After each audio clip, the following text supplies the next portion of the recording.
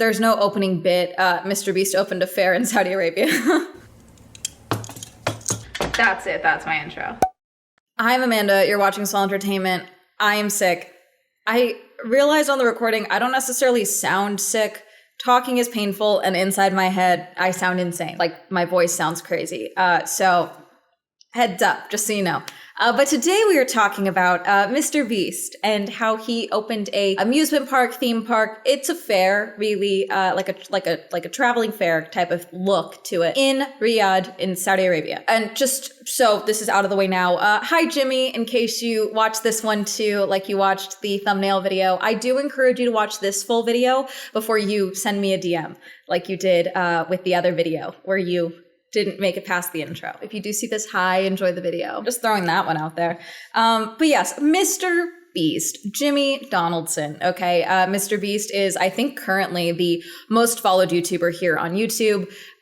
He gets headlines a lot. He does do quite a bit of, philanthropy work and things like that. But he's also known for greatest hits like making Squid Games in real life. And then Mr. Beast Games, which I think there's still a lawsuit against that one. A video I made on him not too long ago was he made a AI thumbnail maker on his site, ViewStats, I believe. People were upset about it where you could like swap out people's faces and things like that from other people's videos and take inspo from other videos. There was a lot of backlash from the community. He did take it down, which is what I mentioned in my video, which he didn't fully see before sending me a DM on Instagram about it. Ended with him sending me emojis, which was fascinating. I wasn't sure if it was actually him, and then people that have apparently previously worked with his management company did tell me it was him. Mr. Beast does not handle criticism well, seemingly specifically from other creators. I thought he was just messaging me in particular because, frankly, I did think it was because I was a woman creator that was criticizing him. And then since I have seen many other messages or posts from male creators that have either just like posted the DMs that he has sent them or talked about having been DM'd, what it does seem that I did differently is I replied and was like, what? But other than that, he does seem to just DM people that have talked about him that are creators in a negative light. So anyways, do I think that he will respond to this video? Probably not, because I mentioned that he has messaged me before. He might, who knows? I don't know. Or maybe his team will be like, don't message her, stop, who knows? While I was in Vegas for SEMA, it was announced that Mr. Beast was going to be doing a theme park called Beastland in Saudi Arabia. Now, it's been called a theme park. It's for the Riyadh season 2025 in Riyadh, obviously. It's only open for 45 days. That was not part of the original marketing. It was spoken about as if this was like a permanent amusement park that was opening. It is only going to be open for about 44 days, I believe. At the time of me recording this, it has already been open for a couple of days now. And in the name of transparency, before I thought about it for literally 2 minutes, I did debate going, because I'm me, and I do believe in boots on the ground nosiness. However, I thought about it for 2 seconds longer and decided that was a horrible idea, which I did state. A lot of you were like, please go. A bunch of you were like, don't go. So I didn't go, not going, will not be going. But I did want to note that in case someone's like, I saw this tweet of yours. Yeah, I posted that. And if you see the replies and the timestamps, it was like literally within 3 minutes of me talking myself out of it. Welcome to Beastland, the ultimate Mr. Beast experience. Beastland is a first of its kind destination inspired by the world famous challenges of Mr. Beast, where adventure, competition, and entertainment collide. Step into a fully gamified world filled with theme zones, high energy games, and immersive challenges that make every visitor feel like a contestant in the ultimate Mr. Beast adventure. Whether you're here to explore, play, or compete, Beastland offers 2 unique ways to experience the excitement. Funny enough, when I heard about Beastland, my brain jumped back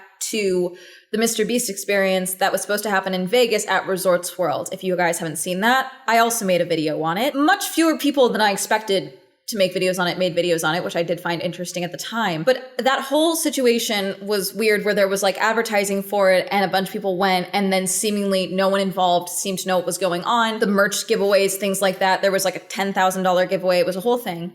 And Mr. Beast and none of his team was actually there. And it just seemed like a mess. And I thought there was a scam involved for a little bit. And then what it turns out is that it was a licensing deal where either Mr. Beast team, or like the company itself, licensed the Mr. Beast name and gave them merch to do the giveaway and things like that. But there was like very little actual involvement from the Beast team. And I am curious about this now, because when all of this was decided and when it started being built, how much overlap there is in that. Because I also thought, okay, maybe he isn't going to actually be at this thing and it's just like, again, the licensing thing. But I do wonder if maybe they agreed to do that and then pulled out once this became a possibility. You know what I'm saying? Like maybe there was supposed to be more for the Mr. Beast experience, but they thought that it might undermine the potential for Beastland, even though it is two different things. Aside from the fact that the Beastland experience, they talk about like basically being able to live in your Mr. Beast videos, which is partially what was talked about with the Mr. Beast experience. So there is some overlap there. And maybe they just thought like, oh, if Jimmy is not advertised to be going, maybe that will help it. Like, we agreed to this already, but maybe we can pull things out, things like that. Maybe. I don't know. Oh, we have the booklet. Okay, wow, this is long. It's a breakdown of like all the different games and points, and it looks like it's in, I believe that's Arabic and English. Blocks. Teams race against the countdown timer to build the tallest, most stable tower possible using boxes scattered throughout. They've made just like various games and things from like the Beast games and things like that. What is Riyadh season? A global entertainment destination transforming Riyadh into the world's capital of entertainment through thousands of entertainment events. For those of you that may be like, why have I heard of Riyadh before? A few months back, there were two instances that had Riyadh in the discussion of like pop culture, I would say. And that would be the Riyadh Comedy Festival. The Riyadh Comedy Festival was in September to October, and it featured quite a few comedians, and a lot of whom were criticized heavily for being involved in the Riyadh Comedy Festival. Here's a breakdown of the criticism on Wikipedia. The Riyadh Comedy Festival received criticism from several comedians and human rights organizations. Human Rights Watch accused the Saudi government of purportedly using the event to whitewash its image and urged any performers at the event call for the release of journalists and activists imprisoned in the Middle Eastern country. There were quite a few comedians that were invited and declined to go, and then spoke out about the event and shared what they had been sent, basically. Some comedians who did not attend criticized their colleagues for putting on a fun face to their crimes against humanity. Some critics also noted the hypocrisy, stating that some comedians at the festival previously voiced complaints about the lack of free speech and stand-up comedy in the US. There was also talk about when you agreed to do it, you were, abiding by certain censorship rules and things like that. Some performing comedians defended accepting the offer prior to his firing. Tim Dillon stated he was offered $375,000 US to perform at the festival, and that others were offered as much as $1.6 million in US dollars. He said, we comedians were looking the other way. They pay us enough money to look the other way. Oftentimes what I talk about on the channel does come back to money, and I've talked about, my own lines of what I will not cross for sponsorships and things like that. Like I won't do AI companies, I won't do sports betting, things like that. And sometimes those hit my DMs or they hit my inbox, and they are a lot of money. Not that type of money. It's a lot of money that they think, oh, the economy's bad. She's self-employed. She'll talk about, extending the gambling crisis with her audience if we offer her $12,000 or something like that. The answer's no. Okay. But over $250,000 US, that's so much money for one gig. And I get it. A lot of these people are very famous. But sometimes the money is too good, And you gotta ask, why am I being offered this amount of money? What are they getting out of it if I'm getting this much money? And it's not just you performing at their comedy special. What do we think Mr. Beast was paid to do the Mr. Beastland? What do we think? Mr. Beast posted this one. Beastland opens in less than 24 hours, and yes, that's a real drone shot, no CGI. Initially, when he posted that he was going to be doing Beastland, the video he was using looked to be like CGI renderings of some sort. It does look to be like that is just how it looks, which is fascinating that it looks like a graphic if that is in person. This video that he on his page does still look like it's a rendering. And maybe this is edited to some capacity, but in the actual videos I've seen of people that are there that are posting let's go with me to Mr. Beastland or whatever, it does look fairly rendered, I guess, in person, at least the giant beast head that they used. It could just be the finish or whatever it is that makes it look a little digital on camera. So there is that. Also could just be the lighting. It's a lot of blue light in dark skies and things like that, which is why it could be looking like that. Of the events itself, it is, again, more like a theme park than anything else. And what I did find interesting of the videos that I've seen is because they have the Mr. Beast rides, seemingly, like there's a couple that are like themed, and then some they do just seem to be like carnival traveling ride like rentals that have like standard like wording on them that you'll see in some of the videos that just like there's no Mr. Beast branding or anything like that. And I'm curious why they didn't try and do that at all. This is from Reuters. They seem to have been there. Timur Azhari and Muhammad Ben Mansour. Donaldson says 70% of his fans are outside the US, and Saudi Arabia was also a natural choice due to easily accessible studio space to film his latest season of videos. Oh, he's filming all of his new stuff out there. That's interesting. That's the first time I've heard of that. Now, I want to make this abundantly clear. There's a lot of people that went to Beastland opening day and the following days. It looks like they may have done like an early preview night for a couple of creators and the like, or like people that were invited. That might have been why this is being speculated. But I've seen some people that are claiming that no one actually went. Does not seem to be the case. The numbers may not be as like extreme as they thought they were going to be, but there is a pretty solid crowd. The question is how much of a tourist draw is this going to be? But again, this, I also had not heard of the Riyadh Festival prior to this, so I don't know how much of a tourist draw that is typically, you know what I'm saying? But I did see some people that were saying like, oh, Mr. Beast was so embarrassed and no one came. There's quite a few people there. The big beast head looks so wonky on camera. Yeah, it seems like most of the rides are just like standard theme park rides that they may have rented for this. Maybe they weren't legally allowed to put Beast Coaster or anything like that on it because they didn't actually develop it themselves. I'm very curious by that. How's it going, everybody? This is crazy. I didn't expect this many people to show up to the theme park. Now, there is a trick they could have done here to get more people in this area.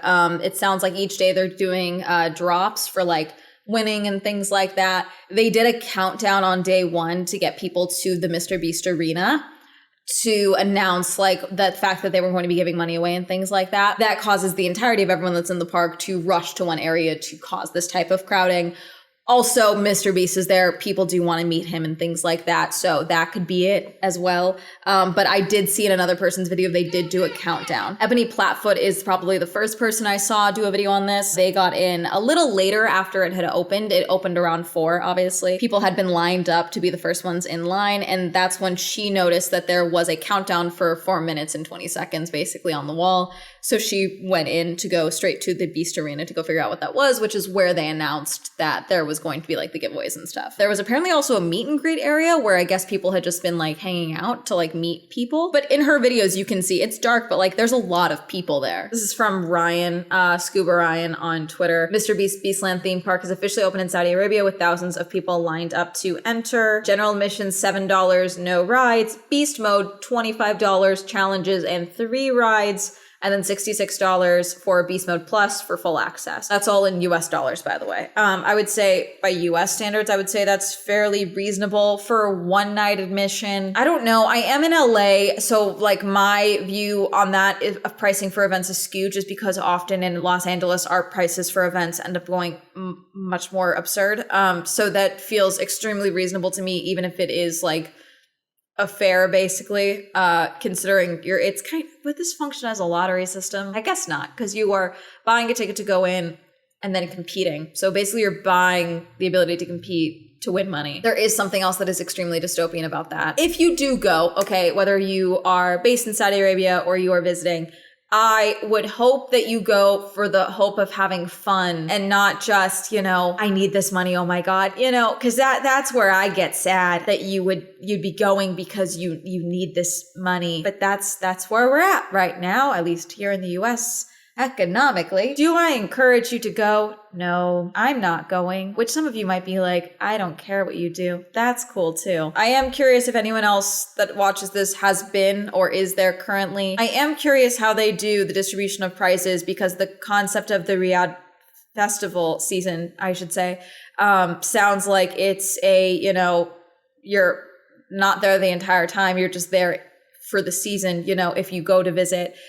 So what if someone becomes the winner of everything and they're no longer in the country? Do you pick someone else? How do you do that? Do you have to be there when the prizes are given out? Like, are people that are visiting now not going to be eligible to win if they get the high score? I guess we won't really fully know how successful this all is until the end of the season and the end of Beastland. Definitely when it was announced, I was under the assumption that it was a full-time thing.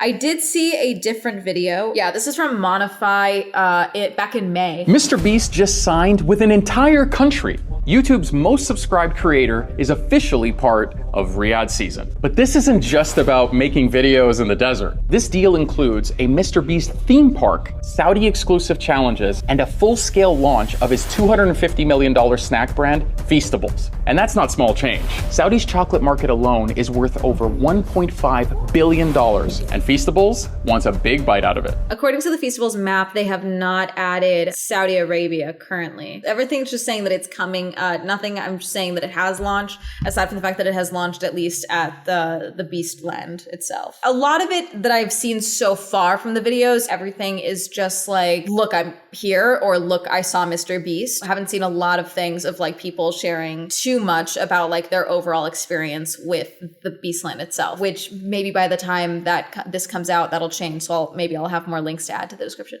Hold on. Checking my own video. So April is when I put out my video on the Mr. Beast experience that was supposed to happen in Vegas. Okay, that really ended up not. And then May is when that was posted by Moneyfi. So April 25th, when was that Moneyfi post? It was May 2nd.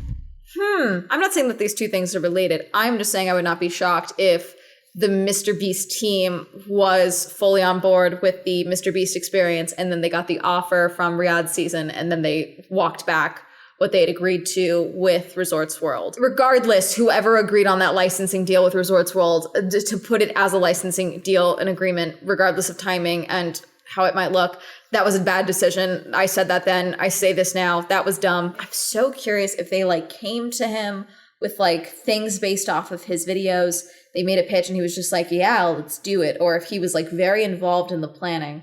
Did he post his video yet? He hasn't posted it yet. I would not be shocked because as they mentioned in the quotes, like they have a big studio space to film videos. He's probably going to stay in Saudi Arabia for the entirety of Riyadh season and do the Beastland the entire time and then film his videos while he's there. So we may not actually get a video on Beastland from him till the end when they give the money away. Yeah, I guess this is going to be one of those, we won't really know everything until it fully is completed and someone gets the money. I'm trying to see if they have any more breakdowns about the actual winnings. No, it doesn't seem like there's any breakdown here about like how the actual winnings will be distributed based off of their pamphlet.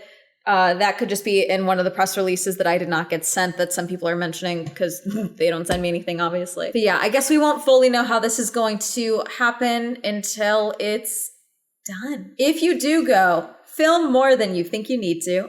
It'd be cool if you could film this way and not just like this for TikTok and shorts.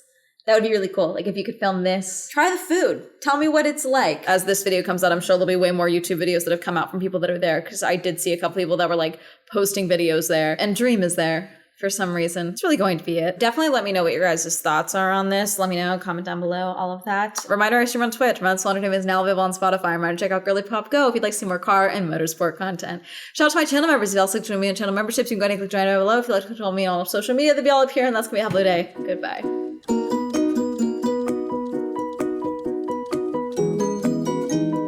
I'm still extremely sick, so I'm gonna go lay down again and have some soup.